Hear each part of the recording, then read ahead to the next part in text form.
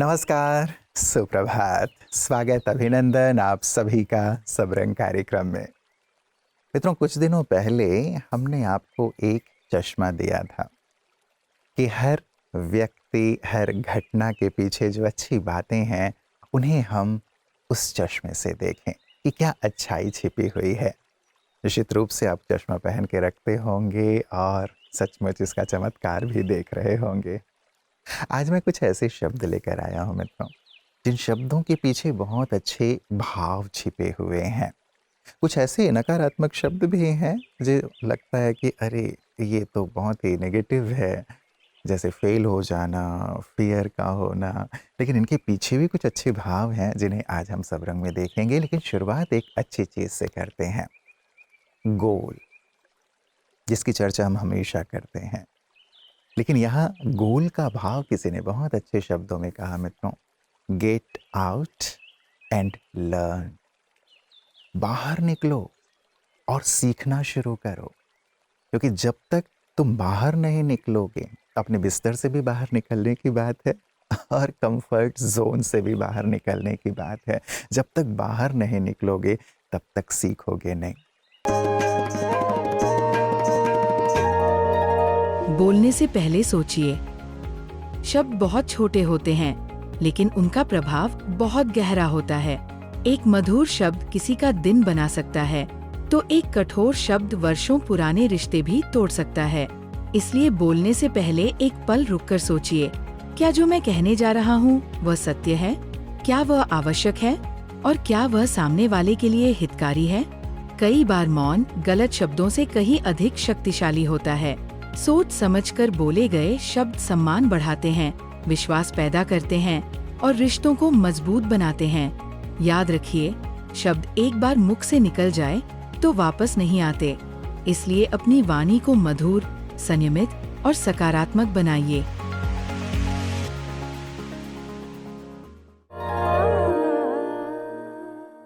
मित्रों, सीखने की प्रक्रिया में या लक्ष्य की ओर बढ़ने की प्रक्रिया में यदि हम फेल भी होते हैं तो फेल हमें बहुत अच्छा सिखाता है, सीख देता है। Fail, first attempt in learning.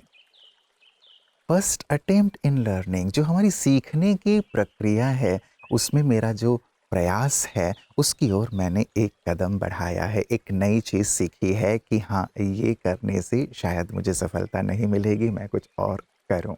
तो मेरा प्रयास आगे की ओर बढ़ता रहे, ये मुझे सिखा रहा है।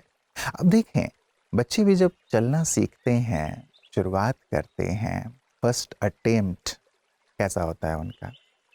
गिरते हैं ना।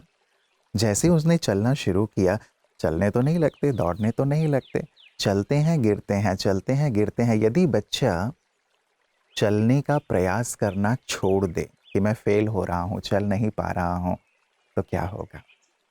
हमने भी जब साइकिल चलाना शुरू किया तो क्या हुआ? क्या पहली बार में ही हमने साइकिल चलानी शुरू कर दी?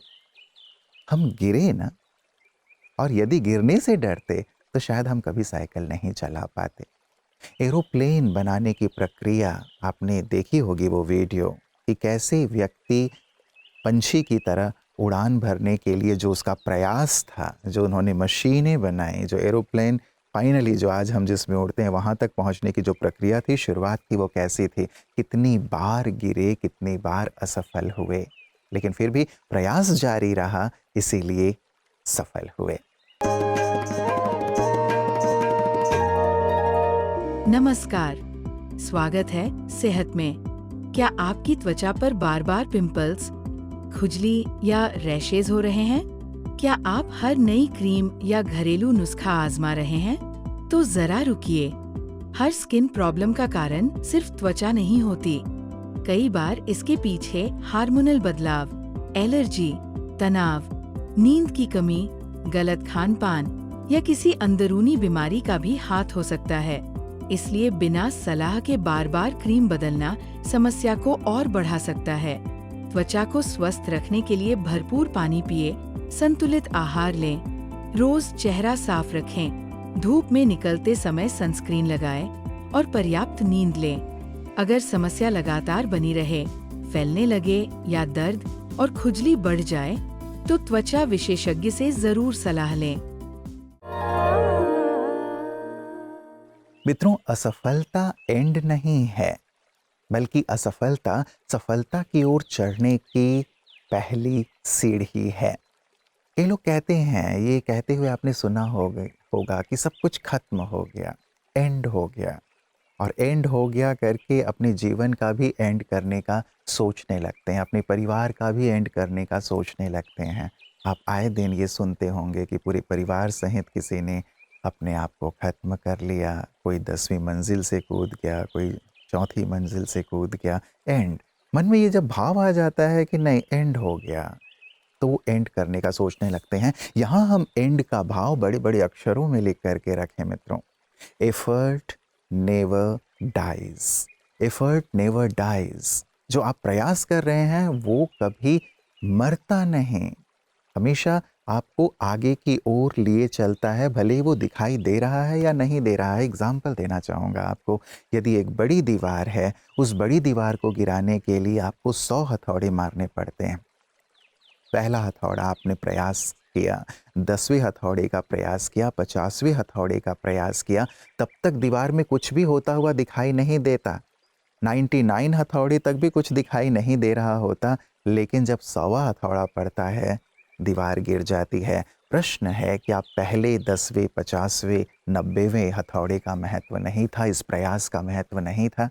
हर प्रयास मित्रों कार्य करता है, हमें सफलता की ओर लिए चलता है। इसीलिए जब ये ख्याल आए ना, एंड हो गया सब कुछ, एफर्ट करना, प्रयास करना, परिश्रम करना, विश्वास के साथ आगे बढ़ना जारी रखिए, शुरू रखिए। यह आपको निश्चित रूप से सफलता दिलाएगा, क्योंकि एंड का भाव ही है effort never dies. Om Shanti. मेरा नाम ऋचा कपूर है। मेरी एज 60 प्लस है। मैं हिंदी फिल्म इंडस्ट्री में पिछले 9 साल से एक्टिंग के फील्ड में हूँ।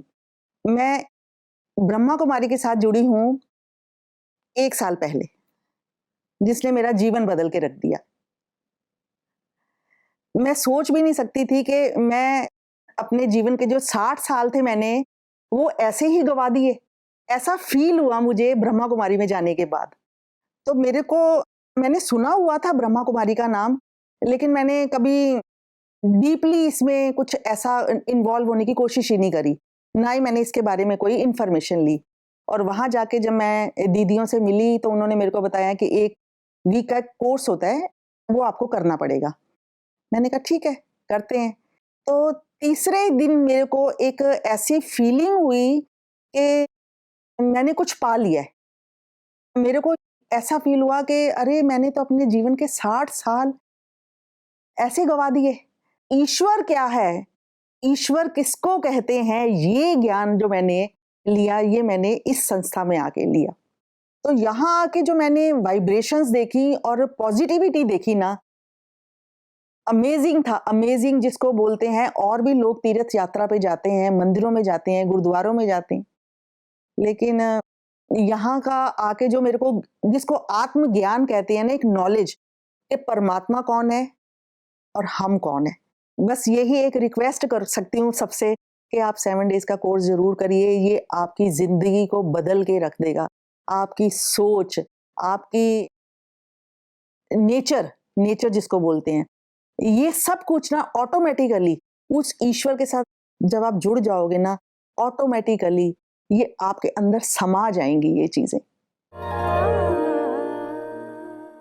चौथा शब्द है मित्रों, फियर। कहा जाता है कि फियर मनुष्य का सबसे बड़ा शत्रु है, महावैरी है, जो उसको कुछ भी करने नहीं देता, पंगु बना देता है। यदि हम खुद को देखें तो हमारे अंदर भी कई प्रकार के फियर हैं। किसी को अंधेरे का डर लगता है, किसी को जीव जंतुओं का डर लगता है, किसी को मृत्यु का डर लगता है, किसी को कुछ खो जाने का डर लगता है, किसी को अपने संबंध टूट ना जाएं, रिश्ते बिखर ना जाएं, उसका भी एक अंदर फियर रहता है। लेकिन सबसे बड़ा फियर है मित्रों, जिसकी हम चर्चा करते आ रहे हैं, असफलता का फियर।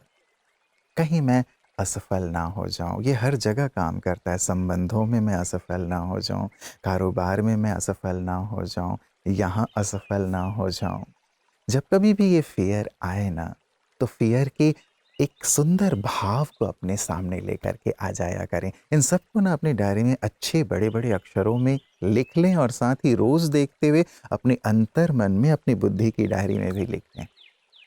फियर आए तो ये सुंदर सा शब्द, face everything and rise.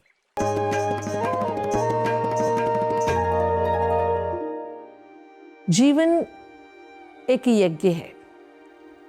Yajneshwar परमात्मा द्वारा इस पूरी दुनिया में परमात्मा ने जो ये जीवन रूपी यज्ञ रचा है, इस यज्ञ में हम खुद ही कई बार अग्नि भी बन जाते हैं, कई बार आहुति भी हम ही हो जाते हैं। अगर जीवन यज्ञ में अगर हम देखें तो दो तरह के यज्ञ की बातें गीता में भगवान मनुष्यात्मा को बताते हैं।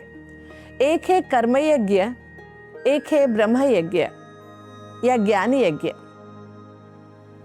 देवामा पवरे योगी ही पर्युपासते, अर्थात मनुष्यात्मा देवात्माओं को आह्वान करते हुए कई बार स्थूल यज्ञ करते हैं, स्थूल वस्तुओं की आहुति डालते हैं, स्थूल आग में कुछ चीजें डालते हैं जो कि कर्म प्रधान जीवन जीते हैं। लेकिन मनुष्यात्मा को परमात्मा के नजदीक जाने का, अर्थात भगवान के साथ खुद को जोड़ के रखने का जो यज्ञ है, इसमें खुद को तत्पर रखना चाहिए। स्थूल चीजें जलाने से उसके साथ जो भावनाएं हम डालते हैं वो तो ठीक है, थोड़ी बहुत फल मिल जाते हैं, लेकिन जीवन को ही एक ज्ञान यज्ञ की तरह अगर हम बना लेते हैं तो मानो जीवन रूपी नाव किनारे लग जाती है, या यूं कहे कि अपनी मंजिल तक पहुंच जाती है। Hold on, pain ends. Hold on, pain ends. Pain कैसा भी हो, तुम थोड़ा धीरज रखो, थोड़ा सब्र रखो, थोड़ी प्रतीक्षा करो, थोड़ा सा रुको। दर्द कैसा भी है, बातें कैसी भी हैं, आपदा कैसी भी है, वो खत्म होगी ही होगी। कोई भी चीज़ यहाँ परमानेंट नहीं रहती। कितनी भी अंधेरी रात क्यों ना हो, लेकिन सुनहरा सूर्य अवश्य उदित होता है, प्रकाश अवश्य आता है। इसीलिए कहते हैं कि कोई ऐसा है ही नहीं संसार में शक्तिशाली जो सवेरा होने से रोक सके। वैसे ही कोई ऐसी शक्ति है ही नहीं जो उन बुरे दिनों को दूर ना कर दे। लेकिन हमारे विश्वास को हमें थाम के रखना होगा, अपनी आस्था को हमें थाम के रखना होगा। कहते हैं विश्वास सबसे बड़ी शक्ति है। इसीलिए खुद पर और खुदा पर अवश्य विश्वास रखें। ये दिन भी बीत जाएंगे और अच्छे दिन आएंगे। ये विश्वास हमें आस्था के साथ आगे की ओर लिए चलता है मित्रों। तो होप के इस सुंदर भाव को भी कि मैं अपने जीवन में धीरज को लाऊं, थोड़ा सा धैर्य रख कर के प्रतीक्षा कर लूं। हर चीज़, बुरी चीज़ खत्म होगी ही होगी। मित्रों, आज के इन सुंदर शब्दों पर ज़रूर चिंतन कीजिएगा, मंथन कीजिएगा और इन्हें आत्मसात कीजिएगा, और साथ ही बड़े बड़े अक्षरों में लिख करके भी रख लीजिएगा, क्योंकि ये सचमुच हमें आगे की ओर ले जाने वाले हैं, उड़ान भराने वाले हैं और हमें मंजिल की ओर लिए चलने वाले हैं। तो आपके जीवन में प्रकाश ही प्रकाश हो। इन्हीं सुंदर मंगल कामनाओं के साथ नमस्कार। ओम शांति।